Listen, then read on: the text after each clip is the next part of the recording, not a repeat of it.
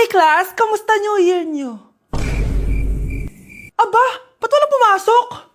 Oh, tama naman, January 5. Ma'am, present! Oh, Scarlett, pati ko lang pumasok, ha? Nasaan mga kaklase mo? Ayun, ma'am, lahat sila nasa birthday ni Kay. Ha? Nag-usap-usap silang lahat sa GC na hindi sila papasok ngayong January 5 kasi nga, birthday ni Kay. Sino ba yung Kay na yan, ha? Ewan ko din, ma'am. Invited nga daw ako pero hindi ako pumunta kasi hindi ko naman siya kilala. Humanda silang lahat sa akin bukas. Ikaw, perfect ka na sa akin sa quiz at assignment. Yes! Buti na lang, hindi ako pumunta sa birthday nung Kay na yun. Hello, class! Ay, good morning, ma'am. Walang good sa morning! Sinong nagsabi sa inyo na huwag kayo lahat pumasok kahapon? May nakita kami sa TikTok, ma'am. Wala daw pasok kasi birthday ni Kay. Ah, TikTok? Mas naniniwala kayo doon kesa sa akin? Nag-announce ba ako? Lahat kayo, ia-absent ko at ibabagsak ko sa quiz. Si Scarlett lang ang may grade dahil siya lang ang nandito kahapon. Ayan, buti nga sa inyo. Ano, nag-enjoy ba kayo sa birthday ni Kay? Birthday ni Kay! Birthday ni Kay! Eh di happy birthday! Sino ba kasi yung Kay na yan, ha? Ako, si Kay. Hala, nandyan na siya. May problema ba kayo sa pagpunta nila sa birthday ko? Dahil hindi kayo pumunta sa birthday ko, mamalasin kayo ngayong 2026. Ha? Sa akin dapat yung 2026 eh! Hindi! Hindi! Hindi! A day in my life, pero hindi ako magtatagalog, magkakapampangan ako. Nung AU Balo guys, kapampangan ko, yes. May panganak ko kay Pampangan eh. Pero ako masyado magkapampangan ka ng video ko. So lumwal kami ng abe ko, munta kami king outlet store. And medyo marimlaking wall. Sana li ko mangalgal ne. Eh ako Balo pero bala mo awkward kung magkapampangan king camera. Pero alin ako makanila magsalita pa checking personal. So tara, tugi kayo kaya kami. Lumwal ta na guys. Diyos ko, karimlan eh. Mga syas na ako gamat. Balo yo, adwang Domingo na ako cholo ang bansa. Kukutang dana nung kapilang kumuli ako nung muli ko pa. Keling Japan eh, uso yung motor ang pon tricycle. Gamitan da kaya ni train. So lungop ta na Keling station. So salita ng ticket. Ticket. Kapag Tagalog, ticket. Pero pag Kapampangan, ticket. Dapat maka-emphasize itang K. Keling Japan, balong-balo mong mabulok yung asbok yung kasabi mo. Kapag mamasok yung asbok, itry tayo. Ay, ayun na ipapansin din sinabi ko na. So atso kami ngayon ni Kening Mitsui Outlet. Kasi wala na kami agawa ka rin pera mi. Kaya iwaldas mi nemo. Kaya bang, joke ya ito ne. Danupa na ako, grabe. Mangalgal din kalamnan ko. Mantunta mong pipanganan, tara. Manganta na. Sakto ya mo. Mas masarap na pa rin magluto din Kapampangan. Biro mo guys, pero okay naman. Hi guys, samahan niyo ako maglaba. Pero, mag-isa lang ako. Samahan mo ako, Bunch. Natatakot ako. Ayaw ako samahan ni Annie, Bunch. Guys, tignan naman no, sobrang tahimik dito. Ito na yung mga lalaban guys. And syempre naglalaba tayo dito. Di naman tayo mayaman para araw-araw magpalit at bumili. Guys, nasa 8th floor na ako. Grabe, nakakatakot oh. Parang may umubo. Guys, hindi na joke to, promise. Sobrang tahimik dito, tas hindi ko lang kung may mga tao dito. Kaya ko to. Hindi totoo ang mga multo. Pasok na tayo, sobrang dilim. Oh my gosh, guys. Hello. Ayan, kinilabutan ako. Pero ito yung laundry, guys. Dito kami maglalaba. Akala ko... Narinig yun? Hindi ko alam, baka tinatakot ko lang sarili ko. Okay, pero maglalaba tayo. Actually guys, hindi naman ako matatakot kung may multo dito kasi hindi ko rin naman sila maintindihan. Japanese yung mga multo dito guys. Nissan, Honda, Mitsubishi. Baka biglang may maghanap ng hustisya dito sa hallway. Ang katakot. Bantayan niyo ako guys ha. Pag may gumalaw, sabihan niyo lang ako. Comment kayo.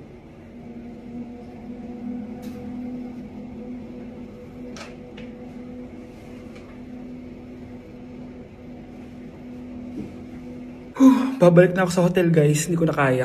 Babalikan ko na lang yun mamaya. Guys, kinikilabutan pa rin ako. Babalik na ako sa room, bala kayo dyan! Okay class, 5 points sa akin ang makakasagot neto. Ano ang pangalan ni Rizal? Ma'am! Yes, Scarlett? Rizal Park! Anong Rizal Park? Jose Rizal yon. Diyos ko, mga bata ngayon. Siya ang pambansang... Ma'am, siya ang pambansang opa!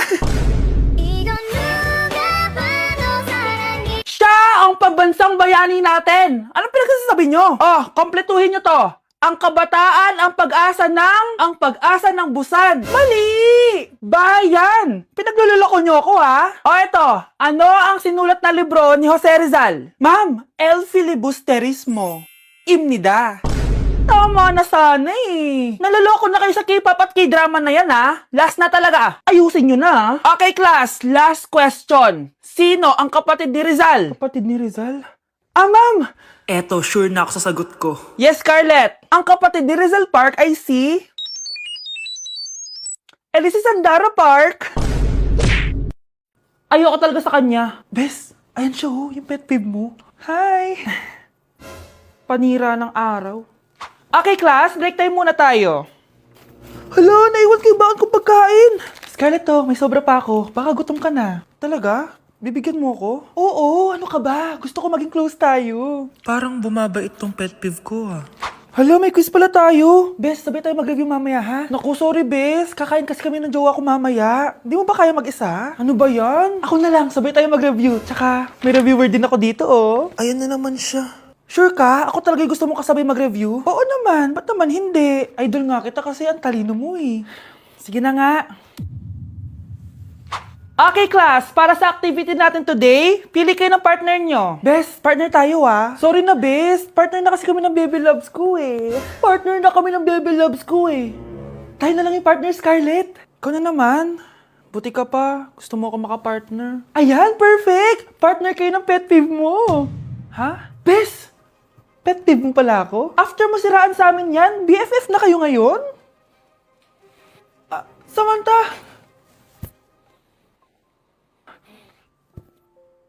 Samantha, magpapaliwanag ako. Oh, ba't nandito ka? Pet peeve mo ako, di ba? Umalis ka na. Oo, pet peeve kita. Dati.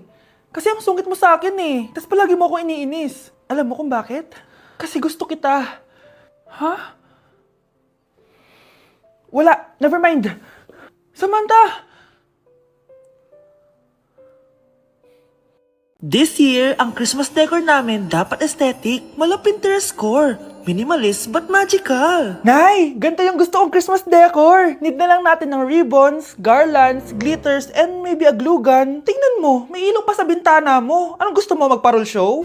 Nay, trust the vision. Sige, basta, huwag kang gagastos ng bongga, ha? Wow, ang ganda nito. Grabe, ang dami ng tao. Christmas season na nga talaga. Okay, good. Secured. Ayan, all added to basket na. Ayan, secured na talaga.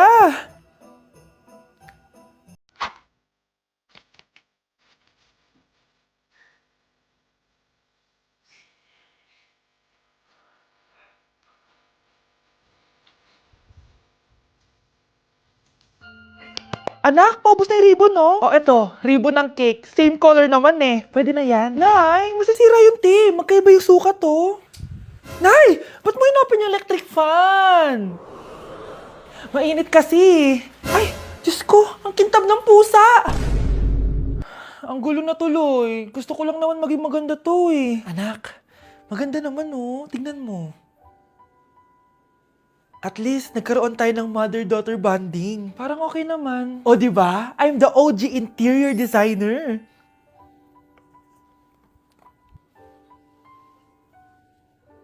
Hindi siya nagmukhang pang Pinterest dahil mas maganda yung ginawa namin. Eto, Nay, para sa'yo. Oh, ano to, anak? Nakita ko kasi yan sa National Bookstore. Tapos naalala ko, di ba gusto mo ng planner na galing sa mga coffee shop? Kaya binili ko na yan. Baka maging acidic pa tayo kakakapin natin. Makuha lang yung planner na gusto mo. Tsaka binilhan din pala kita ng pouch. Lagayan mo na kung ano-ano, Nay. Oh. Aw, thank you, anak. Welcome, Nay. Good morning, class. Bakit ang dami nakadikit sa wall? May ballpen, may walis. Ma'am, uso kasi to. Ididikit mo yung mga bagay gamit yung wall friction. Parang ganito. O, di ba, ma'am? Ano? Wall friction? Hoy! Baka mahulog ka dyan! Kung mga bata to, kung ano-ano kasi nakikita niyo sa TikTok na yan eh. Try ko naman tong calculator. Ang saya! Tingnan niyo, dami ng gasgas ng wall, oh. Tanggalin niyo na yan. Kung hindi, i-absent ko kayong lahat. Guys, Si ma'am naman ang idikit natin sa pader. Hoy, mangulang niya kayo. Ma'am, huwag kang matakot, ma'am. A few moments later. Hoy, ibaba niyo ako dito. Guys, dismiss na daw tayo, sabi ni ma'am. Uwian na. Hoy, isusumbong ko kayo sa principal.